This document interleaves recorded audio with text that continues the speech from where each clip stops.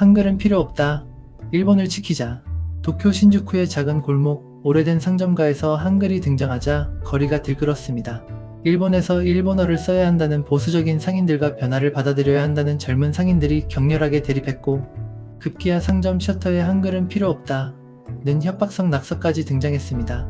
그러나 그 반대편에서 한 남자의 믿을 수 없는 변화가 시작됩니다. 일본에서 가장 강경하게 한글 표기를 반대하던 사람이 서울을 다녀온 후 상점 앞에 직접 어서오세요라고 써 붙이게 된 이유가 무엇일까요? 안녕하세요.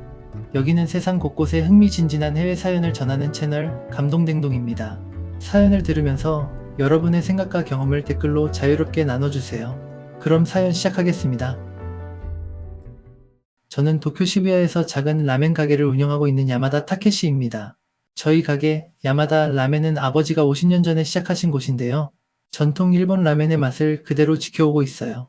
딱히 큰 홍보 없이도 단골 손님들 덕분에 가게를 꾸준히 운영해왔고, 저도 자연스럽게 가업을 이어받게 됐습니다. 그런데 최근 몇 년 사이에 상황이 많이 달라졌어요. 일본 경제가 흔들리면서 사람들이 예전처럼 외식을 하지 않게 됐고, 특히 코로나 이후에는 관광객이 확 줄어들면서 가게 매출도 눈에 띄게 줄어들었어요. 한때 문 앞에 길게 늘어선 줄이 자랑거리였는데 요즘은 가게가 텅텅 비어있는 날도 많아졌죠.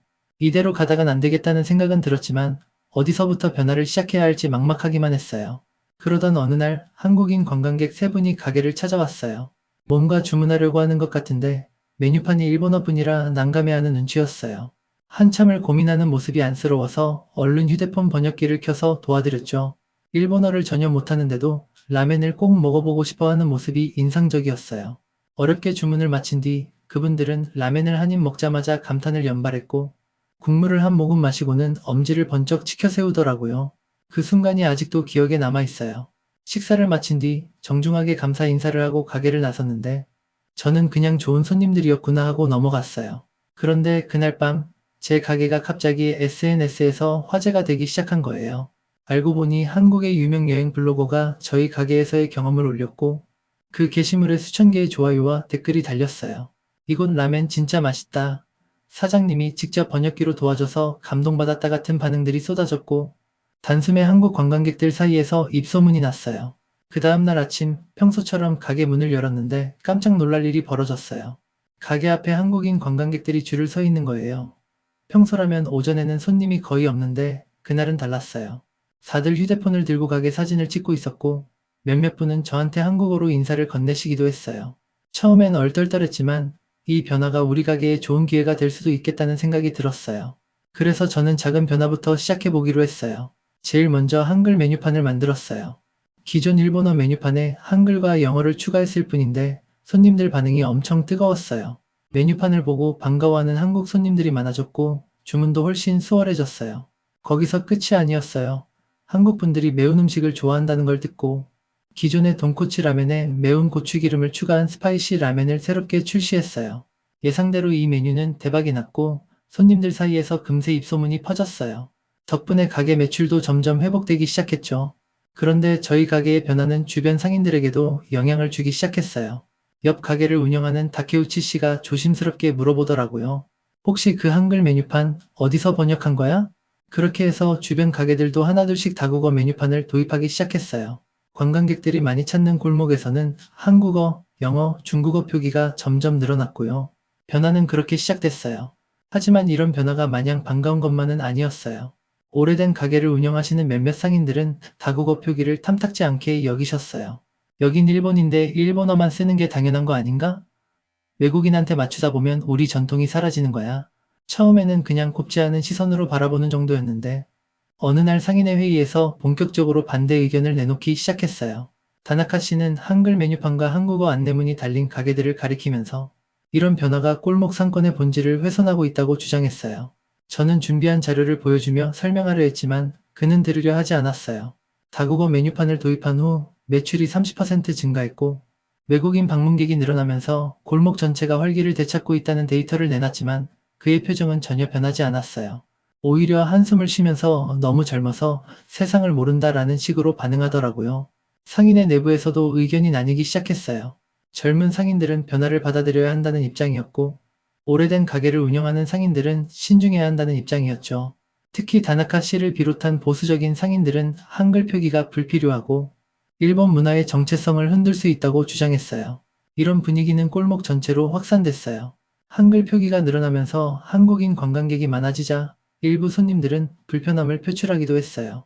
어떤 일본인 손님은 저희 가게를 보고 "여기가 한국 가게야?" 라며 불쾌한 표정을 지었고, 또 어떤 손님은 한글 메뉴판을 보자마자 가게를 나가버리기도 했어요. 그러던 어느 날 아침 저는 가게에 도착하자마자 깜짝 놀랐어요. 가게 셔터에 커다란 글씨로 낙서가 적혀 있었거든요. 한글은 필요 없다. 일본을 지키자. 처음엔 믿기지가 않았어요. 단순한 메뉴판 변경이 이렇게까지 강한 반감을 불러일으킬 줄은 상상도 못했거든요. 그런데 그날 이후 저는 한글 표기를 철거해야 한다는 협박성 메시지를 몇 차례 더 받았어요. 일부 손님들은 한글 메뉴판을 가리키며 비꼬듯 쳐다보기도 했고요. 하지만 저는 포기할 생각이 없었어요. 이 변화는 단순히 한국인 관광객들만을 위한 게 아니었어요. 더 많은 사람들이 편하게 음식을 즐길 수 있도록 하기 위한 변화였고, 무엇보다 이미 변화는 시작되었기 때문에 멈출 수 없었어요. 그렇게 상인회에서는 한글 표기 문제를 두고 긴급회의가 열렸어요. 보수적인 상인들은 한글 안내판을 없애야 한다고 주장했고, 일부는 외국인 관광객이 많아지는 것이 골목의 분위기를 해칠 수도 있다고 말했어요. 하지만 저와 몇몇 젊은 상인들은 다국어 안내를 유지해야 한다고 맞섰죠. 회의는 팽팽한 긴장감 속에서 진행됐어요. 다나카 씨는 저를 바라보며 말했어요. "너 같은 젊은 사람이 너무 앞서가고 있어." 하지만 저는 흔들리지 않았어요. 제가 준비한 데이터를 다시 펼쳐 보였죠. 그런데 보수적인 상인들은 단순한 숫자보다 전통을 지키는 것이 더 중요하다는 논리로 맞섰어요. 다나카 씨는 일본에서 일본어를 쓰는 게 당연하지 않냐며 한글 표기가 오히려 일본 문화를 변질시킬 것이라고 주장했어요. 회의가 끝난 후 저는 한 가지 결정을 내렸어요. 신주쿠뿐만 아니라 다른 지역 상점가들도 같은 고민을 하고 있는지 직접 확인해 보기로 한 거예요. 며칠 후 저는 다국어 안내 시스템을 도입한 다른 지역을 방문했어요. 시모키타자와와 키치조지 같은 곳에서는 이미 다국어 서비스가 활성화돼 있었고, 그 덕분에 관광객이 꾸준히 증가하고 있었어요. 특히 한국 브랜드 카페와 음식점들이 인기를 끌면서 일본인들도 점점 한국식 메뉴에 익숙해지고 있었죠. 이런 데이터를 정리해 상인회에 다시 제출했지만 여전히 반대하는 사람들은 많았어요. 변화가 불안하다는 이유 때문이었죠. 그러던 중 저는 예상치 못한 제안을 받았어요. 상인회 회장이 다나카 씨와 함께 서울을 방문해 볼 것을 권유한 거예요. 처음엔 다나카 씨가 완강히 거부했지만 그의 손자가 서울대학원 진학을 고민하고 있다는 이야기를 듣고 결국 고민 끝에 동행하기로 했어요. 이제 모든 것은 서울 방문 이후에 결정될 거예요. 도쿄에서 출발한 비행기가 인천국제공항에 도착했을 때 저는 묘한 긴장감과 기대감을 동시에 느꼈어요. 공항에 도착하자마자 저는 다나카 씨의 반응을 살폈어요. 그는 넓고 현대적인 공항 내부를 둘러보며 조용히 감탄하는 듯 했어요. 하지만 말없이 가방을 둘러매고 천천히 걸어나갔죠. 그런데 공항에서 나오는 순간 그가 처음으로 반응을 보였어요. 공항 안내판을 봐요. 영어, 중국어, 일본어까지 다 적혀 있군요. 그의 목소리에는 놀라움이 묻어 있었어요. 저는 가볍게 웃으며 대답했어요. 네, 서울에서는 일본인 관광객들을 위해 일본어 안내도 적극적으로 제공하고 있어요. 서울로 이동하는 지하철을 타면서 그의 표정은 점점 복잡해졌어요. 지하철 안에 들어선 순간 그는 가만히 벽면을 바라보며 한참을 서 있었어요. 13개 언어로 된 안내 시스템, 전광판에 표시되는 다국어 정보, AI 음성 안내까지. 그는 한참을 둘러보더니 말없이 고개를 끄덕였어요. "이게 특별한 역이 아니라 모든 역이 다 이런 거요?" 저는 웃으며 대답했죠. "네, 여긴 모든 역이 다 그래요." 지하철 안에는 한국인뿐만 아니라 다양한 국적의 관광객들이 보였어요. 일본인 관광객들도 많았고 그들은 일본어로 된 안내문을 자연스럽게 확인하며 이동하고 있었어요. 다나카 씨는 조용히 그 모습을 지켜보더니 손에 든 수첩에 무언가를 적기 시작했어요. 서울역에서 내려 우리는 명동으로 향했어요.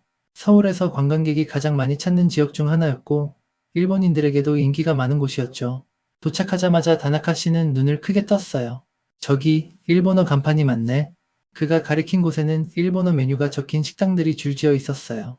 유명한 카페와 디저트 가게 앞에는 일본인 관광객들이 줄을 서 있었고 점원들은 유창하게 일본어로 응대하고 있었죠.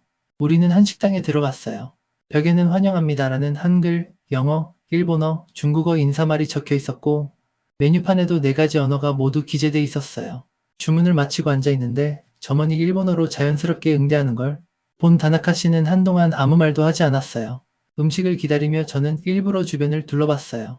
가게 안에는 일본인 관광객뿐만 아니라 중국인, 서양인 손님들도 많았고 모두 편하게 식사를 즐기고 있었어요. 서울에서는 외국인 관광객을 위한 다국어 서비스가 너무나 자연스러운 풍경이었어요. 식사를 마치고 우리는 명동 거리를 걸었어요. 거리 곳곳의 가게에는 일본어 안내문이 자연스럽게 붙어 있었고 관광객들은 불편함 없이 쇼핑을 하고 있었어요. 다나카 씨는 계속해서 메모를 하며 무언가를 곰곰이 생각하는 듯 했어요. 그 후 우리는 동대문으로 향했어요. 한국 브랜드뿐만 아니라 일본에서도 인기가 많은 한국 패션 매장들이 모여 있는 곳이었죠. 그런데 다나카 씨는 또 한 가지 놀라운 점을 발견했어요. 공차? 흑화당? 이거 일본에서도 줄 서서 먹는 브랜드 아니야? 일본에서도 인기를 끌고 있는 한국 브랜드들이 서울에서는 더 활발하게 운영되고 있었고 매장 앞에는 일본인 관광객들이 길게 줄을 서 있었어요. 그는 그 모습을 보고 잠시 생각에 잠겼어요. 그날 밤 숙소에 돌아와서도 다나카 씨는 조용했어요. 저는 그가 한글 표기에 대한 입장을 바꾸게 될지 궁금했어요. 하지만 조급하게 묻지 않았어요. 그가 스스로 결론을 내리길 기다렸어요. 다음날 아침 우리는 신사동 가로수길에 있는 유명한 카페를 방문했어요. 예상대로 카페 안은 일본인 관광객들로 붐볐고 그들 역시 한국에서 일본어 안내가 자연스럽게 제공되는 것에 익숙해 보였어요. 카페에서 커피를 마시며 다나카 씨는 처음으로 솔직한 심정을 털어놓았어요. 우리는 한글 표기 하나로 그렇게까지 반발했는데 한국에서는 일본어 안내를 너무나 당연하게 제공하고 있었어. 심지어 일본인을 위한 관광 가이드도 따로 있더라. 그는 손에 든 수첩을 펼쳐 보이며 말했어요. 난 서울이 이렇게까지 개방적일 줄 몰랐어. 일본이 오히려 폐쇄적이었던 게 아닐까? 관광객을 배려하는 방식에서 큰 차이가 있었던 거야. 그의 목소리에는 이제 더 이상 반대하는 기색이 없었어요. 오히려 변화의 필요성을 절실히 깨달은 사람의 확신이 느껴졌어요. 서울에서의 마지막 날, 우리는 신주쿠에서 진행 중인 다국어 안내 도입과 관련한 회의 자료를 정리하며 돌아갈 준비를 했어요. 그때 다나카 씨가 말했어요. 돌아가면 상인회에서 내 생각을 직접 이야기하겠어. 우리는 한 걸음 다가가는 것을 두려워했지만 이제는 받아들여야 할 때야. 그 말을 듣는 순간 저는 확신했어요. 이번 서울 방문은 단순한 견학이 아니라 다나카 씨가 직접 변화를 체감하고 받아들이는 계기가 된 거였어요. 도쿄로 돌아오는 비행기 안에서 다나카 씨는 창밖을 바라보며 깊은 생각에 잠겨 있었어요. 서울에서 본 풍경과 경험했던 일들이 머릿속을 떠나지 않는 것 같았어요. 저는 옆자리에 앉아 조용히 그의 모습을 지켜봤어요. 이번 서울 방문은 단순한 여행이 아니었어요. 우리가 앞으로 나아갈 새로운 길을 보여주는 중요한 경험이었죠. 다국어 안내판이 자연스럽게 자리 잡고 있는 서울, 일본어가 익숙하게 사용되는 가게들, 그리고 관광객들을 따뜻하게 맞이하는 한국 상인들까지 모든 것이 예상보다 훨씬 개방적이었고 적극적이었어요. 비행기가 도쿄에 도착하자마자 우리는 바로 신주쿠 골든가이 상인회로 향했어요. 마침 회의가 열리는 날이었고 서울에서 가져온 자료들을 발표할 준비도 되어 있었죠. 회의장에 들어서자 익숙한 얼굴들이 보였어요. 특히 한글 표기에 강하게 반대했던 상인들은 여전히 날카로운 눈빛으로 저를 바라보고 있었어요. 회의가 시작되자마자 저는 서울에서 본 것을 차근차근 설명했어요. 한국에서는 다국어 안내가 얼마나 체계적으로 운영되고 있는지, 그것이 관광객들에게 얼마나 편리한 환경을 제공하는지, 그리고 그 결과 경제적으로 어떤 효과를 가져오는지를 구체적인 자료와 함께 제시했어요. 하지만 여전히 일부 상인들은 고개를 저으며 변화를 받아들이기 어려워했어요. 그때 다나카 씨가 자리에서 일어났어요. 그의 표정은 단호했고 그동안 한 번도 본 적 없는 확신의 참모습이었어요. 그는 조용하지만 단단한 목소리로 말하기 시작했어요. 서울에 다녀와서 깨달은 게 있습니다. 우리는 너무 좁은 시야로 세상을 보고 있었어요. 한글 표기를 반대하면서 정작 우리는 관광객들에게 어떤 배려도 하지 않았죠. 하지만 서울에서는 일본어 안내가 당연히 제공되고 있었습니다. 한국의 상인들은 외국인 손님을 반기고 있었고 그 덕분에 매출도 눈에 띄게 증가하고 있었어요. 회의장에 있던 사람들은 모두 놀란 표정을 지었어요. 특히 그동안 가장 강하게 반대했던 다나카 씨가 직접 이런 말을 하니 분위기가 확 바뀌었죠. 그는 준비해온 사진들을 하나씩 보여주며 서울에서 보고 느낀 것들을 설명하기 시작했어요. 우리는 한글 표기를 거부하면서 오히려 관광객들을 밀어내고 있었습니다. 하지만 서울에서는 다국어 서비스를 적극적으로 활용하면서 더 많은 관광객을 불러들이고 있었어요. 일본어 안내판 앞에서 일본인들이 편하게 길을 찾고 식당에서도 자연스럽게 주문하는 모습을 직접 봤습니다. 우리가 지켜야 한다고 주장했던 전통이 오히려 발전을 가로막고 있었던 건 아닐까요? 그의 말이 끝나자 회의장은 조용해졌어요. 모두가 그의 말을 곱씹고 있는 듯 했어요. 저는 그 기회를 놓치지 않고 말을 이었어요. 여러분, 변화를 두려워할 필요는 없습니다. 이미 신주쿠를 찾는 한국 관광객은 점점 늘어나고 있고 우리가 맞춰 나간다면 더 큰 기회를 만들 수 있습니다. 서울에서 본 것처럼 다국어 표기는 단순한 편의를 넘어 상권을 살리는 역할을 합니다. 한국에서 일본어 표기가 있다고 해서 한국 문화가 사라지는 게 아니듯 우리도 한글을 포함한 다국어 서비스를 통해 더 많은 손님을 맞이할 수 있어요. 회의장 한쪽에서 작은 웅성거림이 들리기 시작했어요. 반대파였던 몇몇 상인들도 처음으로 고민하는 듯한 표정을 지었어요.